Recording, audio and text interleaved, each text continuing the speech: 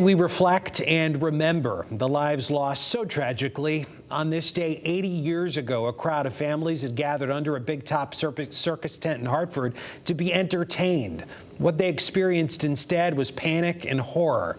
A fire quickly became an inferno. The images singed into the memory of the few survivors who remain. Fox 61 takes a look back at the Hartford Circus Fire and a look at how far we've come. But I was at the circus on July 6, 1944, and I remember everything about it. Survivors recalled their experiences from underneath the big tent that housed over 7,000 people on that hot July day. Nancy Spada, then only 10 years old, recalls the beautiful rainbow colors that she called children's colors. Everything was absolutely in Technicolor. Dogwood trees in the field behind Wish Elementary School in Hartford's North End line what was the perimeter of the Ringling Brothers tent. Down a long rocky path, the entrance where flames kindled at 2:40 p.m.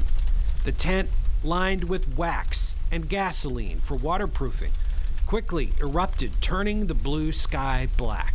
Fire had the ashes, the people running around. Spada recalls her sisters and mother jumping from the top of the bleachers into their father's arms. Her father, a police officer, got them out and then went back to help countless others. 8 minutes after the fire began, the tent collapsed. At least 168 of the 7,000 who attended became victims. The rest have yet to be identified. Each one of their names read aloud. Maurice Goff, 24. This monument marks the center of the ring, where on the anniversary, survivors place white roses. And I put my rose on a 3-year-old.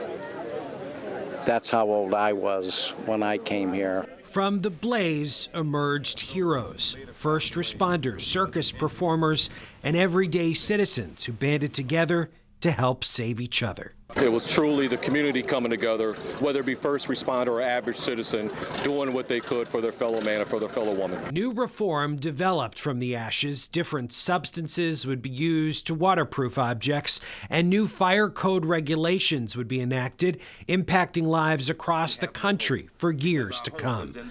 The legacy of the lives lost forever commemorated and never forgotten. And I know the survivors, and especially the victims, are so proud. They're saying, you're here with us.